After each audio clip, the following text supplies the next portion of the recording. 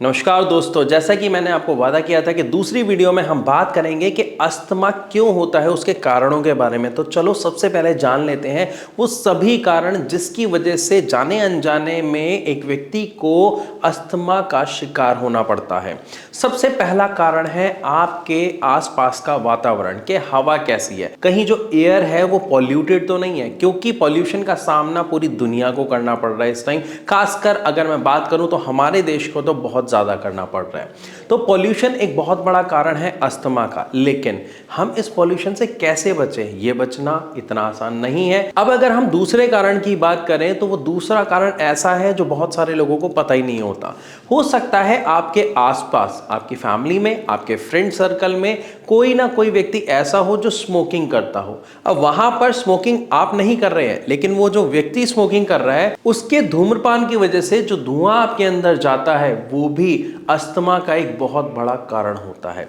इसके अलावा हम जब देखते हैं कि हवा में पॉलन ग्रेन्स आते हैं, या जैसे जब फसल कटती है वो जो रेशे आ जाते हैं, या आप किसी ऐसी फैक्ट्री में काम कर रहे हैं जहां पर केमिकल का काम हो रहा है, जहां पर स्ट्रॉन्ग किसी चीज़ की बदबू या खुशबू है, जैसे पेंट्स की है, परफ्यूम की है, तो अगर कोई केमिकल का कण आपके शरीर में चला जाता है जो रिएक्ट करता है, या फिर जो डस्ट बाहर उड़ती है, जो मिट्टी बाहर उड़ती है, वो आपके शरीर में कुछ चला गया, तो इन शॉर्ट सांस के द्वारा आपके शरीर में अगर कोई कण चला जाता है और वो आपकी बॉडी में जाके जब रिएक्ट करता है तो आपका इम्यून सिस्टम वहां पर हाइपर एक्टिव होता है और वो अस्थमा की सिचुएशन क्रिएट कर देता है। और इन सभी कारणों के बाद एक और कारण है जिसको हम बिल्कुल भी समझ नहीं पाते हैं और आम सी समस्या समझकर लीनियंटली ले लेते हैं, वो है सर्दी और जुकाम। जी हाँ, अक्सर हमें क्या देखने को मिलता है, सर्दी हुई, खांसी हुई, जुकाम हुआ, हमने दवाई ले ली, ठीक हो गया।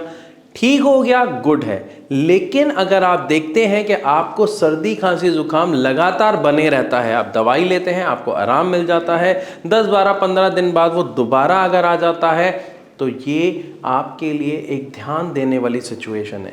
क्योंकि जब आप देखेंगे कि काफ़ी समय तक ये सिचुएशन बनी रहती है कि आप दवाई लेते हैं, आराम मिल जाता है और फिर से आपकी खांसी बलगम आपको बना रहता है, तो ये आपके शरीर में अस्थमा को क्रिएट कर देता है। इसीलिए देखा जाता है कि अस्थमा जो है एकदम से होने वाली समस्या नहीं है, इसको कई साल लगते हैं आपके शरीर में बनने में। तो अगर आप शुरुआती दौर में इन गलतियों को समझ लेंगे तो आप अपने आप को अस्थमा जैसी समस्या से या अपने परिवार के छोटे बच्चों को खासकर अस्थमा की समस्या से बचा पाएंगे।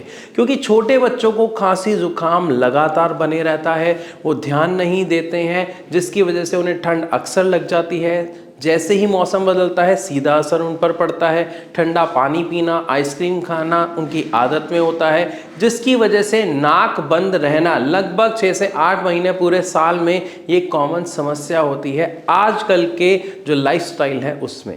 और ये जो उनकी नाक बंद रहती है, उनको बलगम बना रहता है, यही धीरे धीरे आगे चलकर कारण बनता है अस्थमा का। इसीलिए जब वो कोई भी स्पोर्ट्स एक्टिविटी करते हैं तो उनकी सांस फूल जाती है। कई बार तो ये भी देखने को मिलता है कि बच्चे को चक्कर आ गए और वो गिर पड़ा, क्योंकि उसके शरीर में म्यूकस की वजह से जो सांस लेने की जो जगह है वो काफ़ी कम हो चुकी होती है, जिसकी वजह से प्रॉपर ऑक्सीजन नहीं जा पाती है और बच्चे को चक्कर आ जाते हैं, उसे घबराहट होती है, उसे छाती में जकड़न जैसी फील होती है, या थोड़ा सा कुछ एक्टिविटी करने पर ही उसकी सांस फूल जाती है। तो अगर आप अपने आप को या अपने परिवार के किसी सदस्य को इस समस्या से बचाना चाहते हैं तो आपको सही समय पर सही चीज समझकर उसका ट्रीटमेंट करना बहुत जरूरी है। तो मैं आशा करता हूं इस वीडियो के माध्यम से आपको अच्छे से समझ आया कि अस्थमा के क्या कारण होते हैं। फिर भी अगर आपका कोई सवाल है, कोई समस्या है, तो आप नीचे दिए गए नंबर पर कॉल करके भारत होम्योपैथी के डॉक्टर से डायरेक्ट बात कर सकते हैं, अपनी समस्या का समाधान उनसे ले सकते हैं, या फिर आप कमेंट के माध्यम से भी मुझसे अपना सवाल पूछ सकते हैं। मैं आशा करता हूं वीडियो आपको अच्छी लगी होगी। अगर हाँ तो इसे लाइक करें, इसे ज़्यादा से ज़्यादा शेयर करें, ताकि समय रहते व्यक्ति अपने आप को अस्थमा जैसी प्रॉब्लम से बचा सके। ऐसी और इन्फॉर्मेटिव वीडियोस के लिए हमारे चैनल को सब्सक्राइब करना बिल्कुल ना भूलें। अब आपसे चलने की इजाज़त चाहूँगा, मिलूंगा अपनी अगली वीडियो में, तब तक के लिए नमस्कार।